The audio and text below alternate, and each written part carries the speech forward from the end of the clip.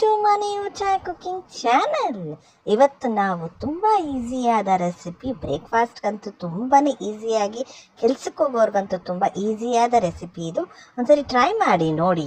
ಒಂದು ಪ್ಯಾನಿಗೆ ಈ ಥರ ಒಂದು ಫುಲ್ ನೀರನ್ನ ಹಾಕೊಂಡ್ಬಿಟ್ಟು ಅದಕ್ಕೆ 1 ಸ್ಪೂನಷ್ಟು ಎಣ್ಣೆ, ಸ್ವಲ್ಪ ಉಪ್ಪನ್ನು ಹಾಕಿಬಿಟ್ಟು ಚೆನ್ನಾಗಿ ಕಾಯಕ್ಕಿಡಿ ನೀರನ್ನ. ನಂತರ ಅದಕ್ಕೆ ನಿಮ್ಗೆ ಎಷ್ಟು ಬೇಕೋ ಅಷ್ಟು ಶಾವಿಗೆನ ಈ ಥರ ಹಾಕೊಂಡ್ಬಿಟ್ಟು ಅದ್ರ ಶಾವಿಗೆನ ಚೆನ್ನಾಗಿ ಸ್ವಲ್ಪ ಬೇಯಲು ಬಿಡಿ. ಅದು ಹೆಂಗೆ ಬೆಂದಿದೆ ಅಂತ ಗೊತ್ತಾಗುತ್ತೆ ಅಂದರೆ ಈ ಥರ ಎತ್ಕೊಂಡು ಅದು ಕಟ್ಟಾಗುತ್ತೆ ಅಂತ ಅಂದಾಗ, ಈಸಿಯಾಗಿ ಕಟ್ಟಾಗಬೇಕು. ಆ ಥರ ಕಟ್ಟಾಯಿತು ಅಂದಾಗ ಅದು ಬೆಂದಿದೆ ಅಂತ ಅರ್ಥ.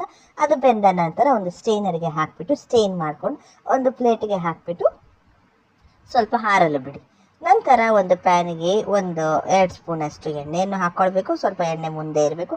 ಎಣ್ಣೆ ಕಾದ ನಂತರ ಸಾಸಿವೆಯನ್ನು ಹಾಕಿಕೊಳ್ಳಿ. ಸಾಸಿವೆ ಚಿಟಪಟ ಅಂದ ನಂತರ ಕರಿಬೇವಿನ ಸೊಪ್ಪನ್ನು ಹಾಕಿಕೊಳ್ಳಿ. ನಂತರ ಇದಕ್ಕೆ ಉದ್ದಿನಬೇಳೆ 1 ಸ್ಪೂನ್, ಕಡಲೆಬೇಳೆ 1 ಸ್ಪೂನ್, ನಿಮಗೆ ಎಷ್ಟು ಬೇಕೋ ಅಷ್ಟು ಹಾಕ್ಕೊಳ್ಬೋದು. ಕಡಲೆಕಾಯಿ ಬೀಜ ಬೇಕು ಅಂದರೆ ಕಡಲೆಕಾಯಿ ಬೀಜ ಹಾಕ್ಕೊಳ್ಬೋದು, ಬೇಡ ಅಂದರೆ ಸ್ಕಿಪ್ ಮಾಡ್ಕೊಳ್ಳಿ. ನಾವು ಸ್ಕಿಪ್ ಮಾಡ್ಕೊಂಡಿದ್ದೀವಿ.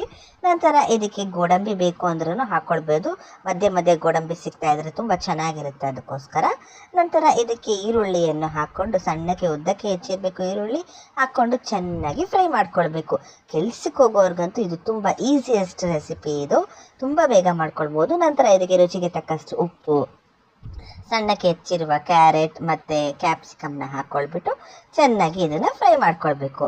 ಈಗಲೇ ಇದನ್ನು ಹಾಕೊಂಡ್ಬಿಟ್ಟು ಈರುಳ್ಳಿ ಜೊತೆನೇ ಕ್ಯಾಪ್ಸಿಕಮ್ ಮತ್ತು ಕ್ಯಾರೆಟ್ ಹಾಕೊಂಡ್ಬಿಟ್ಟ ಅಂದರೆ ತುಂಬ ಬೇಗ ಬೇಯುತ್ತೆ, ಅದಕ್ಕೋಸ್ಕರ. ನಂತರ ಇದಕ್ಕೆ 1 ಟೀ ಸ್ಪೂನ್ ಆಗುವಷ್ಟು ಅರಿಶಿನ ಪುಡಿ ಹಾಕಿಕೊಳ್ಳಿ.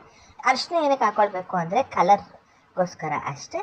ಅದನ್ನು ಹಾಕಿಬಿಟ್ಟು ಚೆನ್ನಾಗಿ ಫ್ರೈ ಮಾಡಿಕೊಂಡು ಲಾಸ್ಟಿಗೆ ಸ್ಟವ್ ಆಫ್ ಮಾಡಿಬಿಟ್ಟು ನಿಂಬೆಹಣ್ಣು ಹಿಂಡ್ಕೊಬೇಕು. 1 ನಿಂಬೆಹಣ್ಣು ಹಿಂಡ್ಕೊಂಡು ನಂತರ ಇದಕ್ಕೆ ಶಾವಿಗೆನ ಹಾಕ್ಬಿಟ್ಟು, ಇದೆಲ್ಲ ಸ್ಟವ್ ಆಫ್ ಮಾಡಿಬಿಟ್ಟು ಮಾಡಬೇಕು.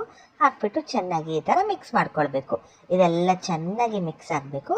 ಚೆನ್ನಾಗಿ ಮಿಕ್ಸ್ ಆದ ನಂತರ ನೀವು ಲಾಸ್ಟಿಗೆ ಕೊತ್ತಂಬರಿ ಸೊಪ್ಪು, ಸರ್ವ್ ಮಾಡುವಾಗ ಕೊತ್ತಂಬರಿ ಸೊಪ್ಪು, ಫ್ರೆಶ್ ಆಗಿ ತುರಿದಿರುವ ಕಾಯಿ, ಅರ್ಧ ಶಾವಿಗೆನ ಹಾಕ್ಕೊಂಡು ನಂತರ ಅರ್ಧ ಶಾವಿಗೆನ ಈ ಥರ ಹಾಕ್ಕೊಂಡು ಚೆನ್ನಾಗಿ ಮಿಕ್ಸ್ ಮಾಡ್ಕೊಳ್ಬೇಕು. ನೋಡಿ ಎಷ್ಟು ಟೇಸ್ಟಿಯಾಗಿರುತ್ತೆ ಗೊತ್ತಾ. ಒಂದ್ಸತಿ ನೀವು ಮಕ್ಕಳಿಗೆ ಸಹ ಟ್ರೈ ಮಾಡಿ ನೋಡಿ. ಉಪ್ಪಿದೆಯಾ ಇಲ್ವಾ ಅಂತ ಈಗಲೇ ಒಂದ್ಸತಿ ಟೇಸ್ಟ್ ಮಾಡಿ ನೋಡಿಬಿಟ್ಟು, ಉಪ್ಪು ಬೇಕು ಅಂದರೆ ಇನ್ನೊಂಚೂರು ಉಪ್ಪು ಹಾಕ್ಕೊಂಡು ಚೆನ್ನಾಗಿ ಮಿಕ್ಸ್ ಮಾಡ್ಕೊಳ್ಳಿ, ಅಷ್ಟೇ.